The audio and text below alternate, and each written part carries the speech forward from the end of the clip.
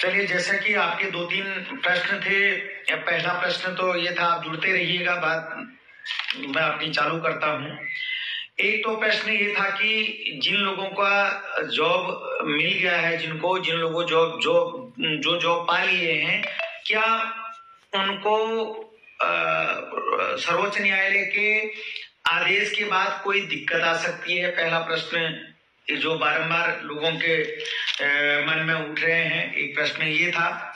दूसरा प्रश्न था कि क्या बीएड जो प्राथमिक शिक्षक के लिए 28 जून 2018 का जो गजट नोटिफिकेशन उनका रद्द किया है, उसी तरीके से क्या एनआईएस डीएलएड भी प्राथमिक शिक्षक भर्ती से पूर्ण रूपेण बाहर हो गया है,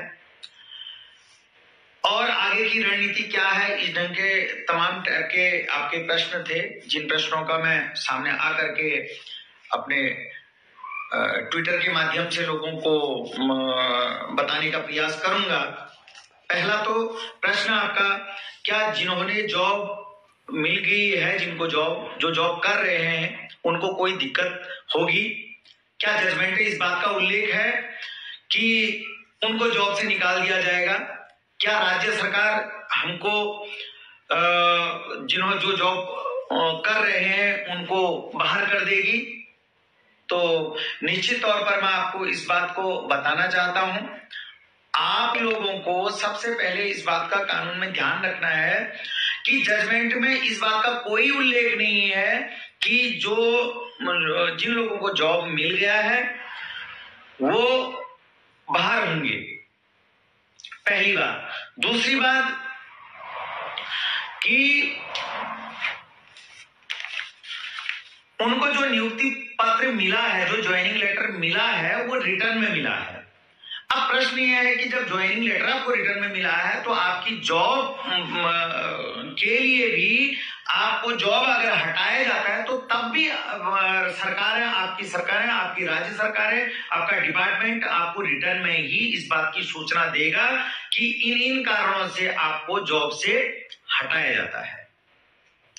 तो आप निश्चिंत रहिए, उसके बाद भी आपको समय देगी विभाग, समय देगा कि आपको किन कारणों से हटाया जा रहा है और कितना समय दिया जा रहा है। तो जब तक ये कोई भी बातें नहीं हो रखी हैं, आप लोग पैनिक मत होइए, चिंता मत लीजिएगा। तो जिन लोगों को जॉब मिल गया है उन लोगों को कोई दिक्कत भाई अभी तक कोई दिक्कत की बात नहीं है, आप निश्चिंत रहिए, ठीक है। जब तक कि आपको रिटर्न में कोई नहीं लेटर मिलता है, सरकार आपको नोटिस नहीं देती है, उसके बाद भी आपके पास कानूनी दरवाजे पूरे खुले रहते हैं, क्योंकि कानून में, जजमेंट में इस बात का कहीं पर उल्लेख नहीं है कि जिन लोगों को जॉब मिल गया है उनके प्रति क्या कार्रवाई करनी है, उनको हटाया जाना है या उनके प्रति कोई नकारात्मक कोई और कार्रवाई जो करी जानी है, ऐसा कोई भी बात जजमेंट में नहीं लिखा गया है। एक बात, ये बात सभी लोग दृढ़ता के साथ, मजबूती के साथ इस बात में विश्वास रखिएगा। दूसरी बात, आपने एक प्रश्न और किया था, क्या जो बीएड का, राजस्थान बीएसटीसी और बीएड का जो मैटर था, जिस प्रकार से बीएड प्राथमिक शिक्षक से बाहर हुआ है और पूरे देश में बाहर हुआ है, क्या एनआईएस भी उसी कैटेगरी में आता है? क्या एनआईएस के साथ भी ऐसा ही हुआ है? मैं बिल्कुल आपको इस बात के लिए मजबूती के साथ ये कहना चाहता हूं, बिल्कुल नहीं। एनआईएस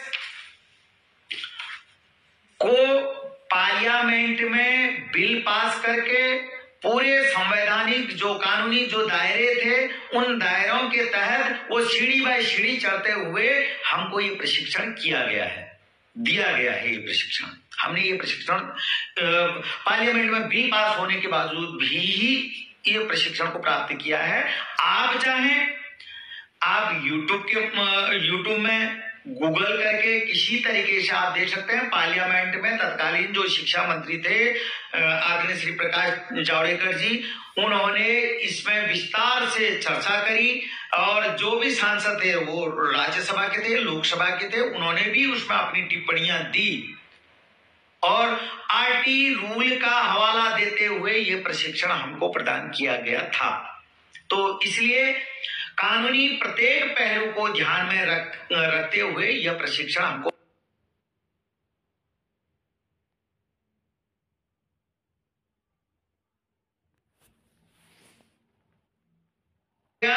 बस एनसीटी ने एक गलती कर दी। 22 सितंबर 2017 को एक गजट नोटिफिकेशन के लिए आदेश तो गजट डिपार्टमेंट को किया,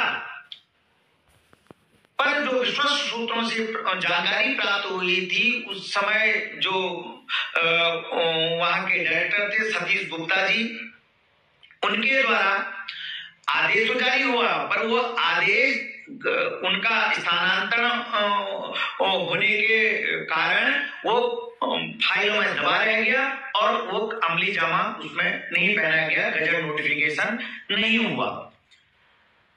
तो अगर इसका जो कार्य अधूरा है, हम गजट के लिए अगर मांग कर रहे हैं तो ये हम नई मांग नहीं कर रहे हैं। जो काम अधूरा है उस अधूरे काम की हम मांग कर रहे हैं कि उसको पूरा किया जाए करके। तो बीएड में क्या हुआ था, गजट नोटिफिकेशन तो किया था, पर पार्लियामेंट में जो कानूनी जो और दायरे होते हैं, जो उनकी कमेटी होती है, एक्सपर्ट कमेटी होती है, ये चीजें उसमें नहीं की गई थी। केवल एक गजट बना दिया गया था और जो गजट बनने से पूर्व के जो पार्लियामेंट में बिल पास होता है, अन्य जो संवैधानिक जो कायदे कानून होते हैं उनको ध्यान में नहीं रखा गया था। इसी कारण उनका गजट नोटिफिकेशन रद्द हुआ, और जबकि हमारे पूरे स्टेप फॉलो किए गए थे, केवल गजट का कार्य नहीं किया गया था। तो आप लोगों को बिल्कुल दृढ़ मजबूती के साथ मैं कहता हूं कि इसका गजट नोटिफिकेशन बनेगा, 101% बनेगा, ये मैं आपको बिल्कुल दावे के साथ कह रहा हूं। ठीक है। दूसरी बात, अब प्रश्न क्या है कि हमारी रणनीति क्या होगी। हमारी रणनीति केवल इतनी है कि हमको अपना मानव संसाधन मंत्रालय, केंद्रीय शिक्षा मंत्रालय द्वारा एनसीटी को जो उन्होंने अधूरा काम अपना छोड़ रखा है, उस कार्य को पूरा करवाने के लिए आदेश करवाना है। क्योंकि जो अभी के चेयरमैन है, डायरेक्टर हैं, जो पुराने थे वो बदल गए हैं, इसलिए उनका कहना है कि जब तक हमारे लिए आदेश नहीं आते हैं तब तक हम इस कार्य को आगे नहीं बढ़ा सकते हैं। और इस कार्य को कई स्टेपों में आगे बढ़ाया जा चुका है, पर हमारे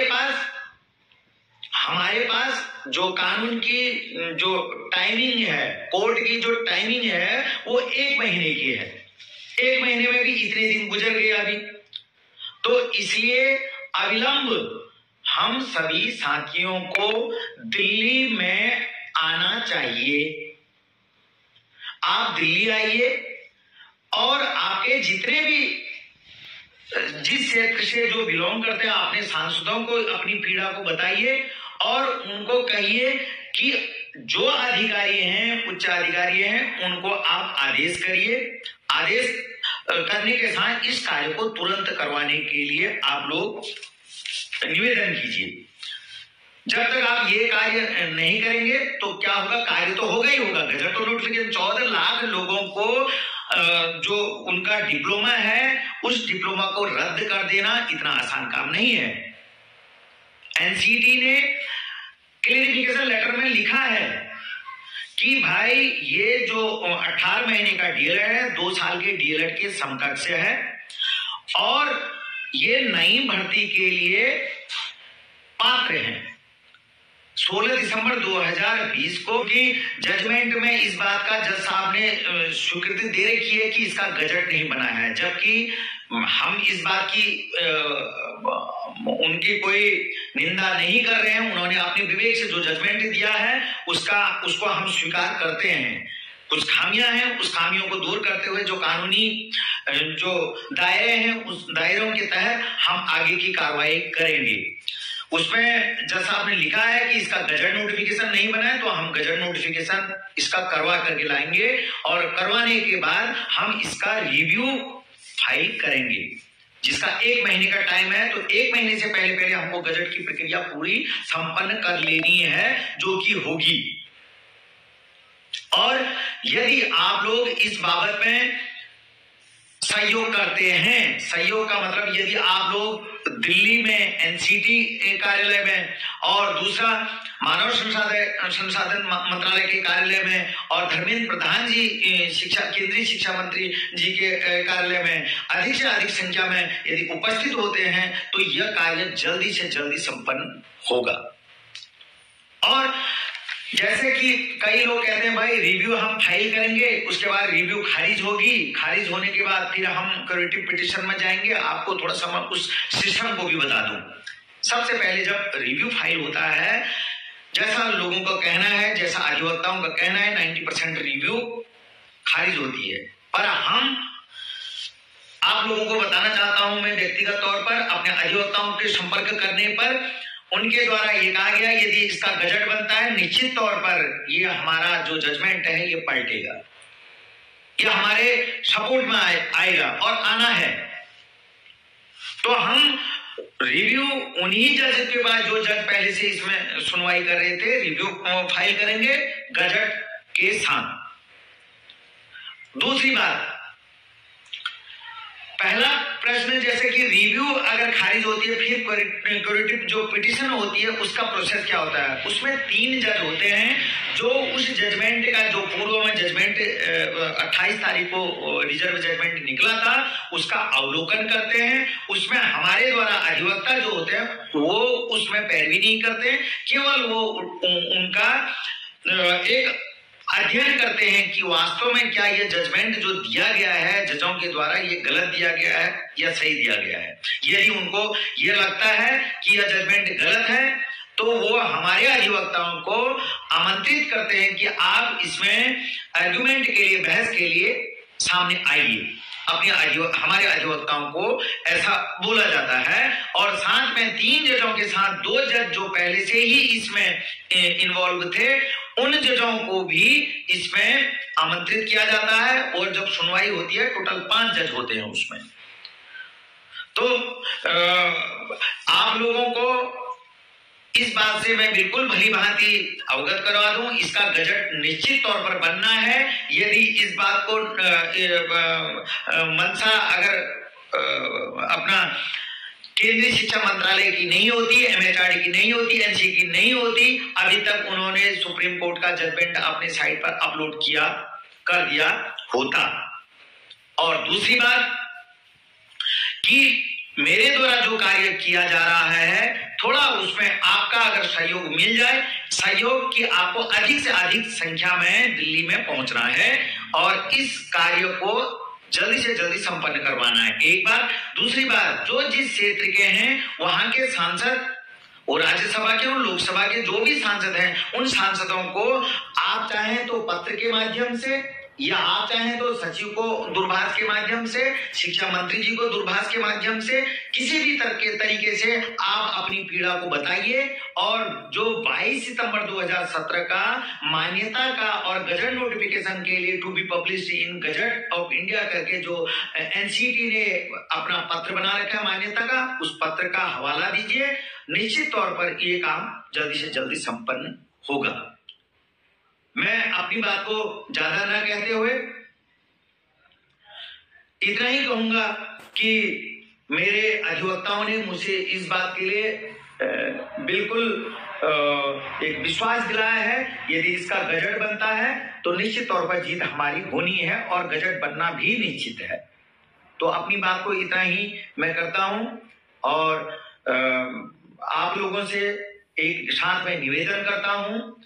मैं लगातार अपने ट्विटर हैंडल पर अपने जो बात है NIS DLED की, जो NIS DLED के साथ जो अन्याय हुआ है उसकी बातें, उसकी जो कार्रवाइयां हैं मैं अपने ट्विटर हैंडल पर डालता हूं। आप लोगों से, सभी लोगों से निवेदन है कि अधिक से अधिक उसको शेयर करें और उच्च अधिकारियों तक, उच्च जो सक्षम व्यक्ति हैं उन तक उन बात को पहुंचाने में आप मेरा सहयोग करें।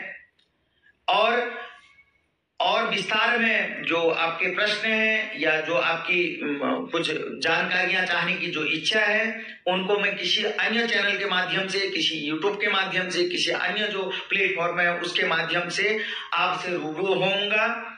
और जल्द से जल्द अर्थात सोमवार को पार्लियामेंट का सेशन शुरू होने वाला है, तो आप लोग दिल्ली सोमवार से आइए और इस काम को, जो ये हमारे साथ एक अन्याय हुआ है एनआईएस को बाहर करने का, और इससे हमको मुक्ति पानी है।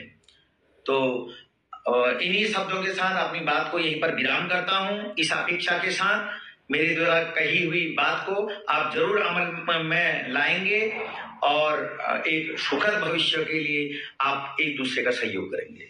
धन्यवाद।